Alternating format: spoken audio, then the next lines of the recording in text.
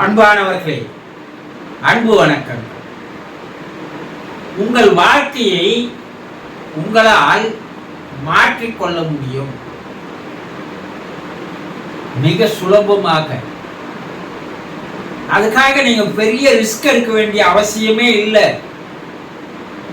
பெரிய பயிற்சிகளை செய்யணும், பல வகுப்புகளுக்கு போகணும், பல நாட்கள் தொடர்ந்து செய்யணும் என்ற கட்டாயமும் இல்லை. மிக மிக எளிதாக ஈஸியா உங்க வாழ்க்கையை உங்களால மாத்திக்க முடியும். தெரியுமா? நிச்சயமாக சொல்றீங்க. நிச்சயமாக தான் நான் சொல்றேன். உங்க வாழ்க்கையில ஈர்ப்பு விதி என்று ஒன்று இருக்கிறது. அதாவது உங்களுக்கு தெரியுமா, the law of attraction என்று சொல்லுவார். ஈர்ப்பு விதி என்று ஒரு விதியானது உங்க வாழ்க்கையில உங்களுக்கே தெரியாமல் அதில் செயலாற்றி வருகிறது. இந்த ஈர்ப்பு விதி தான் உங்க தலை விதியை நிர்ணயிக்கிறது. இந்த ஈர்ப்பு விதி சரியாக இருந்தால் உங்களுடைய தலை விதி சரியாக அமைஞ்சிடும். என் தலை விதி, என் தலை எழுத்து சொல்றீங்க இல்லையா? இதுக்கெல்லாம் காரணம் என்னன்னா, பேசிக் அடிப்படை என்னன்னா, இந்த ஈர்ப்பு விதியினுடைய செயல்தான். அப்ப இந்த ஈர்ப்பு விதி உங்க வாழ்க்கையில எப்படி செயல்படுது புரிஞ்சுக்கணும்ல, தெரிஞ்சுக்கணும்ல. நீங்கள் எதை எண்ணுகிறீர்களோ, எதை நினைக்கிறீர்களோ, எதை சிந்தனை செய்கிறீர்களோ, எதை கற்பனை செய்கிறீர்களோ, எதன் மேல் ஆசைப்படுகிறீர்களோ, இவைத்தான் உங்களை நோக்கி ஈர்க்கப்படுகிறது. நீங்க எதை நினைக்கிறீர்கள், அந்த எண்ணங்கள், அந்த சிந்தனைகள், அந்த கற்பனைகள் தான் அதற்கு ஒத்த ஒரே மாதிரியான எண்ணங்களை, சிந்தனைகளை, கற்பனைகளை உங்களிடம் கொண்டு வந்து சேர்க்கிறது. ஈர்க்கின்ற மனிதர்களாக நீங்கள் இருக்கிறீர்கள். ஒரு பழமொழி சொல்லுவாங்க, ஒத்தது ஒத்ததை ஈர்க்கும், இனம் இனத்தோடு சேரும் சொல்லுவாங்கல்ல.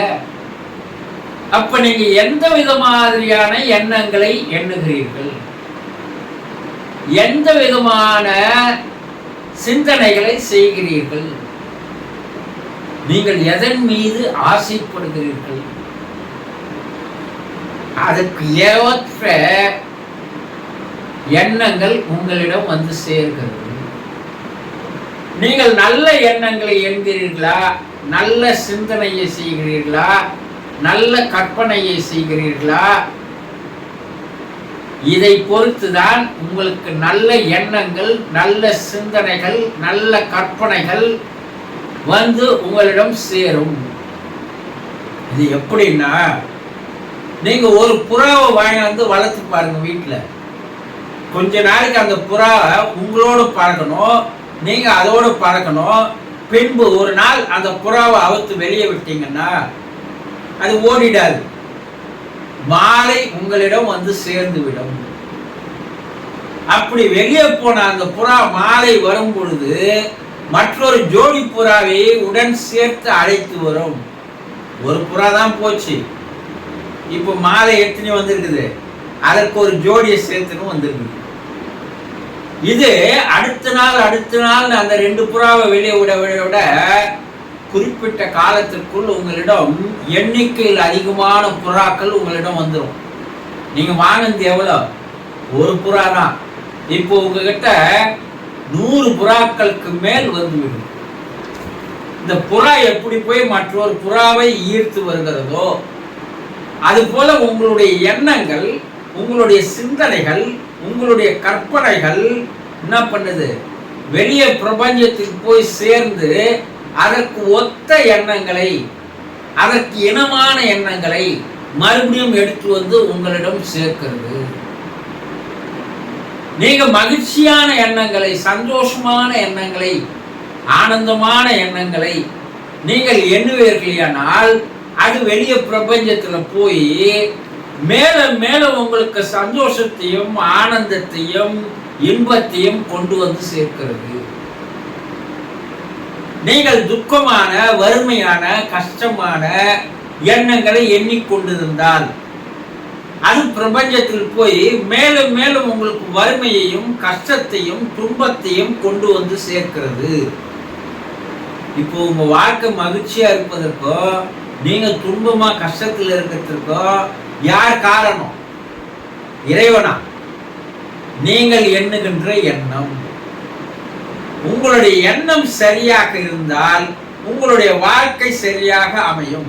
எண்ணம் போல் வாழ்க்கை என்று இதைத்தான் நம்முடைய முன்னோர்கள் சொன்னாங்க. ஆனா நம்மால முடியுதா? இல்லையே. நாம் எதையே நினைக்கிறோமோ அது நம்மிடம் வந்து சேர்கிறது. நீங்க ஒரு பொருள் மேல ஆசைப்படுறீங்க, அது பேராசையா இல்லாமல் ஒரு நியாயமான ஆசையா இருந்தா அந்த பொருள் உங்களிடம் பொருளாக வந்து சேர்வதற்கு உண்டான சூழ்நிலை, சந்தர்ப்பங்களை, வாய்ப்புகளை பிரபஞ்சம் ஏற்படுத்தி தருகிறது. இல்ல வேற ஒண்ணு மேல ஆசைப்படுறீங்க, அதுவும் நிறைவேற்றும்.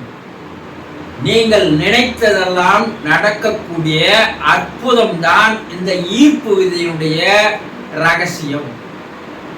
ஆனா ஈர்ப்பு விதி என்பது நீங்கள் எதை எண்ணுகிறீர்கள்? நீங்க எதை எண்றீங்க? நல்லது எண்றீங்களா? சந்தோஷமா இருக்கணும்னு எண்றீங்களா? வாழ்க்கையை நான் மாற்றிக்கணும், இந்த துன்பத்திலிருந்து, கவலையிலிருந்து, துக்கத்திலிருந்து, துயரத்திலிருந்து என் வாழ்க்கை மாறிடணும், அப்படி மாறணும்னு நினைக்கிறீங்களா? இதுக்கு நீங்க பெரிய ரிஸ்க் எடுக்க வேண்டிய அவசியம் இல்லை. எண்ணங்களை மாற்றுவதற்குண்டான வேலையை முதலில் செய்யுங்கள். நல்லதையே எண்ணினால் உங்களிடம் நல்லதே வந்து சேர்க்கிறது.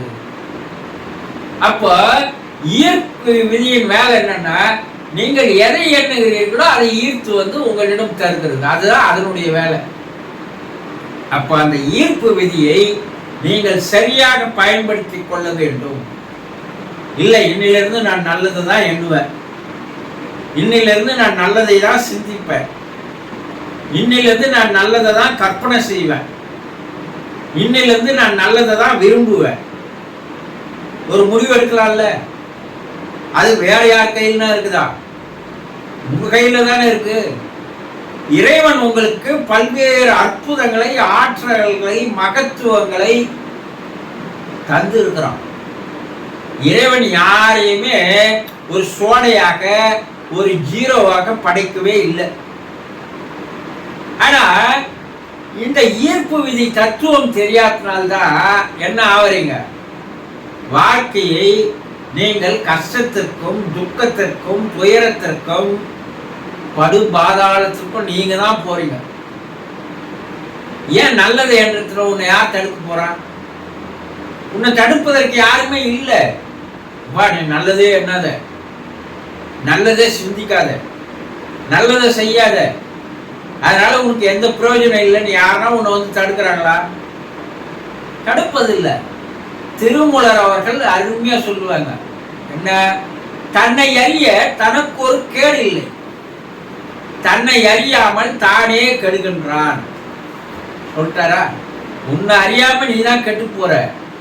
அப்போ உன்னை சுற்றி இந்த பிரபஞ்சத்தில் எந்த விதமான ரகசியங்கள், ஆற்றல்கள் இருக்கிறது, அது நம் எண்ணத்திலிருந்து வெளியே போகும்போது அது எவ்வாறு செயல்படுகிறது, அது எப்படி நம்முடைய வாழ்க்கையை மாற்றி அமைக்கிறது, எல்லாம் ஆரம்ப புள்ளியே உன்னுடைய மனம்தான்.